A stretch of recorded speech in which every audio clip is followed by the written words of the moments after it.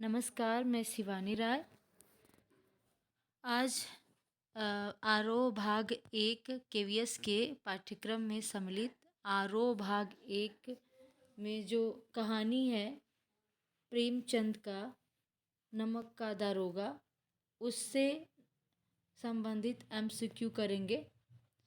पहला प्रश्न है कि कहानी में न्याय के मैदान में किस किस के बीच युद्ध ठन गया था? तो धर्म और धन के बीच, अच्छाई और बुराई के बीच, सत्य और असत्य के बीच, नीति और अनीति के बीच। तो यहाँ पर सही उत्तर होगा धर्म और धन के बीच। दूसरा प्रश्न है कि न्याय और नीति सब लक्ष्मी के ही खिलौने हैं, इन्हें वह जैसे चाहती है नचाती है।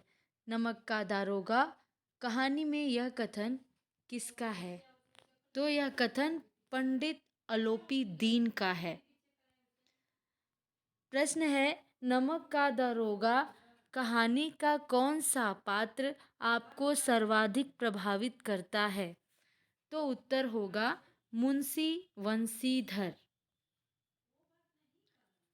प्रश्न है परमात्मा से यही प्रार्थना है कि वह आपको सदैव वही नदी के किनारे वाला बेमुरौवत, उद्दंड, कठोर परंतु धर्मानिष्ठ दरोगा बनाए रखे। यह प्रार्थना किसने किसके लिए की?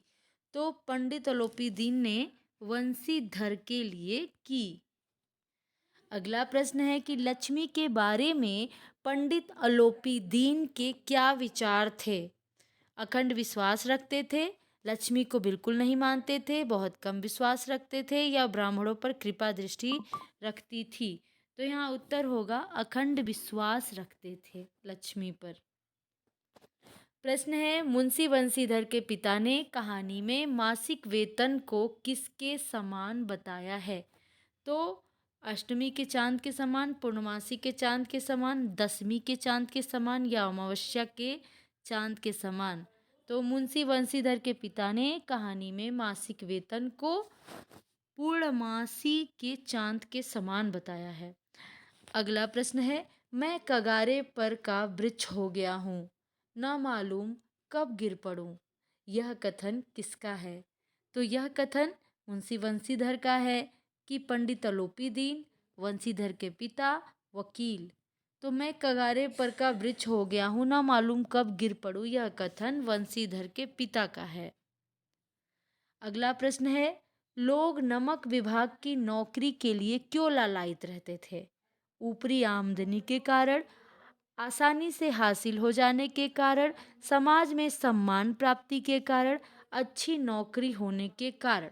तो लोग नमक विभाग की नौकरी के लिए ऊपरी आमदनी के कारण ललायित रहते थे। यह उत्तर सही होगा। अगला प्रश्न है जब नमक का नया विभाग बना और ईश्वर प्रदत्त वस्तु का निषेध हो गया तो लोग चोरी छिपे क्या करने लगे? नमक का व्यापार, फलों का व्यापार, सब्जियों का व्यापार, वस्तुओं का व्यापार। तो नमक का व्यापार लोग चोरी छिपे करने लगे।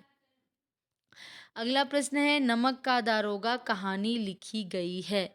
तो प्रेमचंद्र द्वारा नमक का दारोगा कहानी लिखी गई है। इस प्रकार यहाँ पे समाप्त हुआ। धन्यवाद।